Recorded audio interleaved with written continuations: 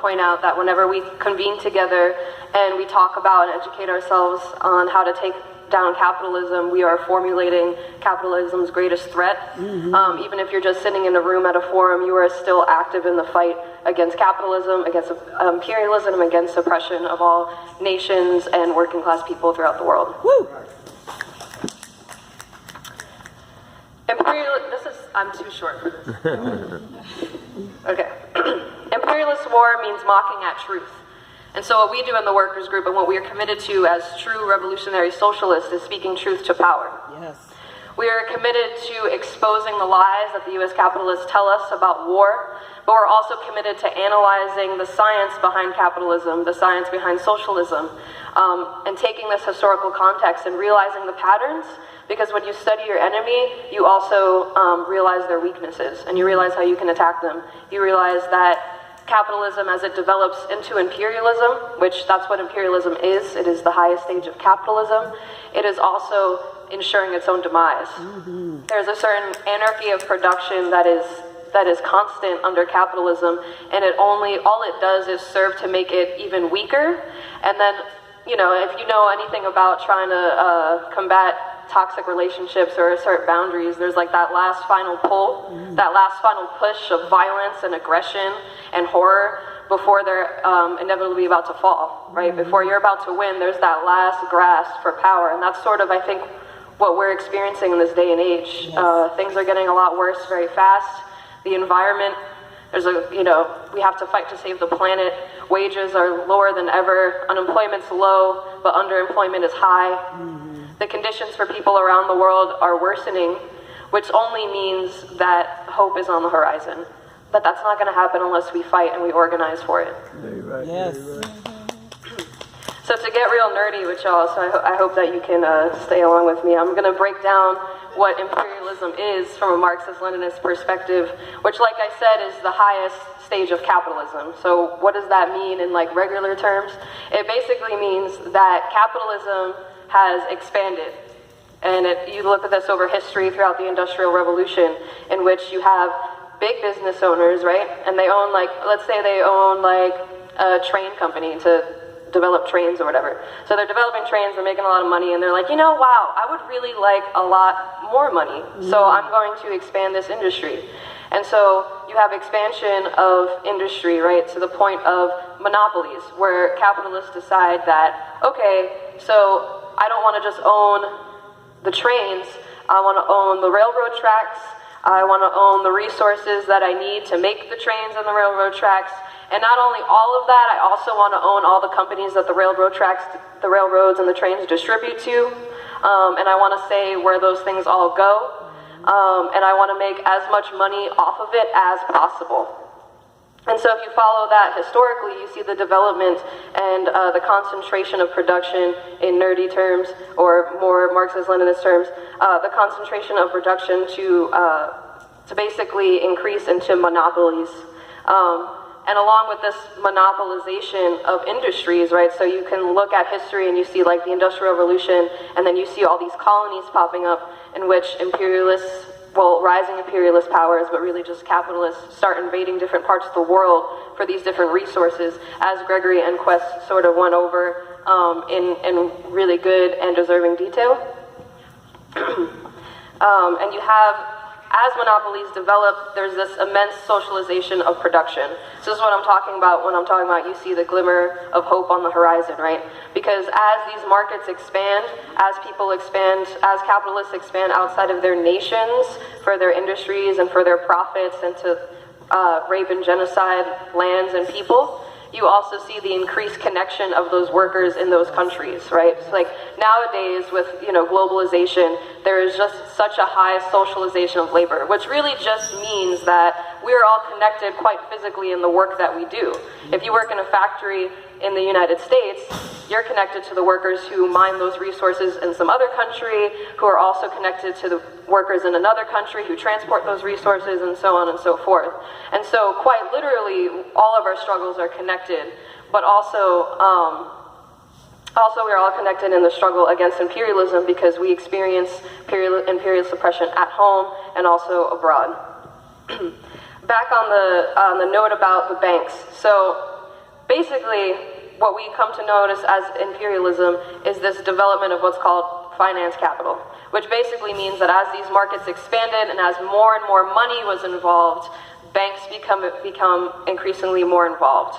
And so you have this large development in which banks' principal and only function is to serve as sort of the middleman in making payments and transforming what's called like inactive capital to active capital. And capital, really what it is just money that was harvested from oppressing or exploiting somebody else. So like when you get your paycheck, that's not capital, that's just money. But when a big business owner comes in and reaps the profits of the labor that you took all year making, that's capital, and they can use that to invest and increase their exploitation of other people. So when you have these banks that now are becoming more and more major players, even though they're just middlemen in business transactions, and as industries become larger and larger, you start seeing this merging of banks, which you could see here just in the years 1990 to 2009, which we all know what happened in 2008.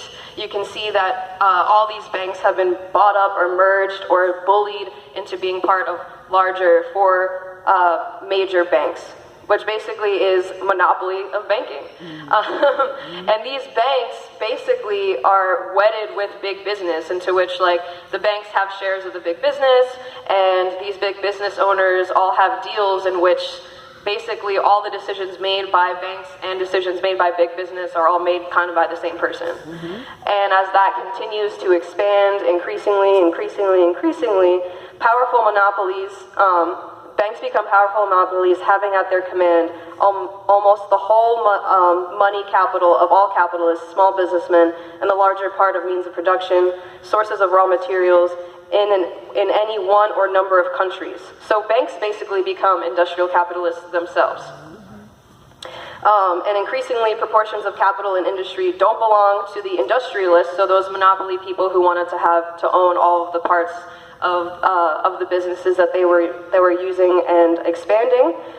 They don't belong to the proportions of capital don't belong to industrialists who employ it. They can only obtain it through banks, which act as a medium, and in turn the banks are forced to keep an increasing share of its funds engaged in industry. And so now this is sort of like that high level that we're in now, where it's like the banks, the state, and big business are kind of all one, because banks are also floating state loans. They're also, giving out, bailing out big business, like in the housing crisis of 2008. We didn't bail out anybody who lost their homes. We didn't help any workers. We just paid money. We, meaning the government, the U.S. government, paid out the banks, right? And that's very clear because of this relationship between banks and big business and industry. So once you have this development in which there's not a single business that brings in profit even approximate to those obtained from flotations of foreign loans, and you also have this development where private and state monopolies are bound up together, you have this interest to divide and redivide up the world. Like I said, imperialism is an expand or die business.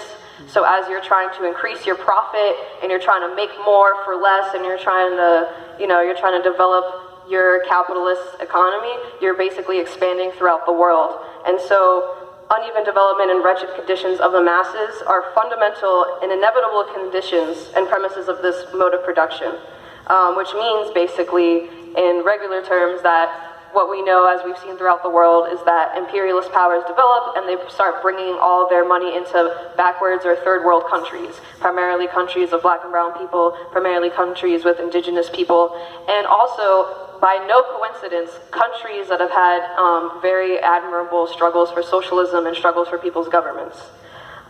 So basically, that's all to say and to validate what Gregory and Quest already said about how imperialist war is only waged based on the desires of capitalists.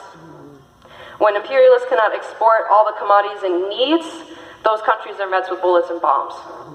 And you know what is the greatest threat to that? Socialism. What's the greatest threat to that is nationalization of industry. Whenever a country nationalizes its oil, the U.S. is right behind it to come in with the big guns and take everything and then say that these people are undemocratic, right? And so we see that over and over again, and we cannot buy into any illusions about what that means. We have to be, as revolutionary socialists, we have to be against imperialist war, but we also have to be against sanctions. Yes. And because of that, we also have to fight within the left. As revolutionary socialists, we have to fight within the left against opportunism. Yes. We have to fight against so-called socialists, advocating for their own national capitalists. Because we see time and time again, these people, these progressives, so-called progressives like Bernie Sanders, who think that you can reform capitalism and talk about socialism as a policy, but not a system. We cannot vote away the capitalist class. Voting is important, and there's a lot of people who have died for the right to vote. And as socialists, we definitely want to increase all democratic freedoms, actual democracy for people so that we can fight to eventually overthrow capitalism, but it's not going to be reformed from within. That's just not going to happen. And so what we need to do simultaneously while engaging in a struggle, what we need to do while we're talking about voting in progressive governments is we also need to be building working class movements that could actually combat this shit. Yes. From the mouth of Bernie Sanders himself, no one I know is mourning Soleimani. Can't let Iran get a nuclear weapon. We should get together with our allies. Who are our allies, Bernie? He's also condemned the Venezuelan government and Cuba's government and said he wants socialism more like in Scandinavia. Sounds a little racist to me. Come on. And this might be it seems like I'm digging at an individual here, but I'm calling out consummated opportunism. I'm calling out social chauvinism, where there are progressives within the left that, or I wouldn't even say he's necessarily all the way to the left. He's more like a progressive liberal, really. But they would rather have class collaboration instead of class struggle. They would rather, pay lip service to the campaign donors, to the big business governments, to the big politicians so that they can have their face on a presidential ballot than actually have a working class movement. They would not call for a march on Washington because instead they're more interested in protecting the small crumbs that we've come to know in a more developed country. Anything that the U.S. has, really, like if we have cheap things that we can buy, some people have 2 cars, I don't know anybody that has 2, but that's apparently a thing, and owns houses, that all comes off the backs of exploiting someone else, somewhere else. And if you're not willing to connect with the working class and fight for the working class in other countries, then we have no hope of building a working class movement in this country right here. Yes. Let me find my notes. You got that. So to break it down again, imperialist war in 3 senses is a war amongst slaveholders for the strengthening of the worst kind of slavery. First, it's for the strengthening of colonial slavery by means of a more equitable division of colonies and more teamwork in their exploitation.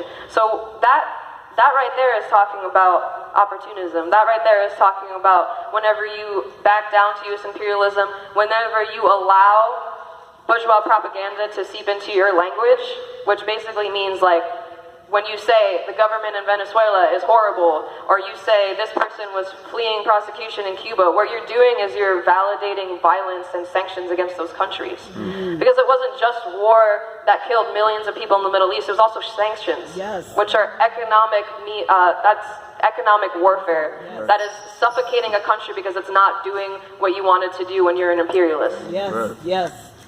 Second sense of war is the strengthening of the oppression of minority nationalities within the great nations. And so the U.S.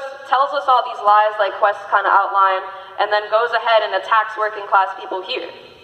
They fan the flames with xenophobia, with racism, and they love that shit because then we're fighting each other at home. We're not actually like, hey, wait, this is all the same thing. Just in Louisiana alone, a lot of the better jobs are in oil. And we're invading the world and killing millions also for oil. Our land in Louisiana is disappearing under our feet because of the constant rape and plunder of this land on indigenous land. And we're doing the same thing around the world. So it just makes sense that we would stand up and fight back against that, wouldn't it? Yes. Furthermore, while we're so distracted with this impeachment process, while we're so distracted with these lies about Iran and the Middle East, and distracted with going to war, we're not paying attention to the fact that they're looking to cut Medicaid, that they're going after disability benefits, that just in Louisiana alone, Trump has signed into legislation massive attacks on the environment, in which it's not mandated to do long-term studies about the effects of these big business projects and oil projects and companies in Louisiana. The wages are still low. Louisiana's had the same wages for over 20 years. And we have over 1,000 earthquakes in 30 days in the Caribbean. We have wildfires in Australia. I mean, the earth is literally burning to a crisp, and the imperialists are laughing all the way to the bank about it, while we work 12-hour days, no paid vacation, no universal health care, no time off. Queer people and trans people are under constant violent attack. Police are rampant. We spend more money on police, cops, and jails just here in this state than we do, exponentially more than we do on childcare, than we do on healthcare, than we do on job development. And that's the same kind of imperialism, that's the same kind of violence here at home that that the U.S. is wreaking havoc all over the world. The third sense of war is for the strengthening and prolongation of wage slavery, the proletariat being divided and subdued, while capitalists are gaining through war profits and fanning national prejudices. So as long as we fight each other, we're only helping them. And what I mean by fighting each other is remaining divided, which is buying into this bullshit about racism, about homophobia, all these things. I don't mean that we shouldn't fight amongst each other to weed out opportunism. And I don't mean that we shouldn't fight against each other to combat liberalism, because that too only pays service to capitalism. So what do? If we can't vote away, if we can't vote to reform capitalism, if we can't vote away our problems, if we can't place hope in Democrats or Republicans alike. I mean, let's remind you that Obama was voted in during the height, or right after the height of an anti-war movement, when again we were invading the Middle East. And people got distracted because they thought that he was the answer, but he actually allocated more money to war than Bush did, $866 billion instead of $811 billion. He actually moved troops into more countries, deployed U.S. Special Ops into 133 countries, which is apparently 70% of the world. And also, this is during the Black Lives Matter movement. This is also during unauthorized drone strikes, killing millions and millions of black and brown children in other countries. This is also, this is also when he deported more people than any other president. And so Democrats and Republicans are definitely in the same bed together. And so why would a so-called socialist run on the Democratic ticket? I have no idea. That is definitely not the way to build a working class movement. That is not going to provide us with liberation. You don't have to be a communist to oppose war, imperialist war, but you do have to be a communist in order to actually understand how to receive liberation. And so what we do have to do is we have to get organized. We have to develop a labor movement, and we have to develop a mass movement that could actually stop this shit. It has to be youth-led. We have to get GIs to turn the guns around. A great documentary is Sir No Sir about the anti-war movement during the Vietnam War, which Quest already talked about. But there were literally thousands of troops in Vietnam that they won't tell you about that were turning the guns around, that were joining the Vietnamese people in their struggle against U.S. imperialism. There were just thousands and thousands of demonstrations and marches on Washington. I mean, if you don't have a union, fight for one. If you have a union, fight to make it fight, not just about the shop issues, but about the more major issues, like higher wages, the fight to save the planet. That's all involved in the working class struggle. We could shut down ports. We could shut down factories. I mean, just imagine if all of us decided we weren't going to go to work during Mardi Gras. We could basically ask for whatever we want within Louisiana. Come on. If we actually did it. But that starts with engaging in class struggle. That starts with going out to workers. That starts with talking to people, combating backwardness, being unabashed and unafraid, and standing up to U.S. imperialism, even if that's just coming to a forum. But we got to build beyond that. We are the only people who have the potential to stop war, to stop imperialist war, because I do believe in war. I believe in class war. I believe in the people's war to abolish oppression. I do believe in violence. I believe in violence against the oppressor, because that's the only way we'll ever be free. Come on. But we have to be clear about that. The conditions of the working class throughout these over 200 years of war have not gotten better. Nothing, we did have some wins in the 70s, and because of repression, because the international movement for socialism, the international movement for liberation was definitely hardened by the collapse of the Soviet Union, which the U.S. funded. Because of, the U.S. has funded and undermined and destroyed any country anywhere who has had any of the audacity to ask for their own right to self-determination. We saw a collapse in the international solidarity of people everywhere, but it's not impossible to build that up. I mean, more people went on strike last year than they have since the 70s. India just had 150 million people go on strike. I mean, we had the people of Puerto Rico who just were in the streets for 2 weeks and had their governor resign. The people of Lebanon who had their government resign. I mean, it's possible. Yes. We have to make these connections. We have to build with people because the people have the power. Yes. And so, like I said, the workers group here, we speak truth to power. We organize for a working class revolution. We recognize the right to self-determination of all nationally oppressed people, and we actively condemn U.S. imperialism. Yes. Thank you.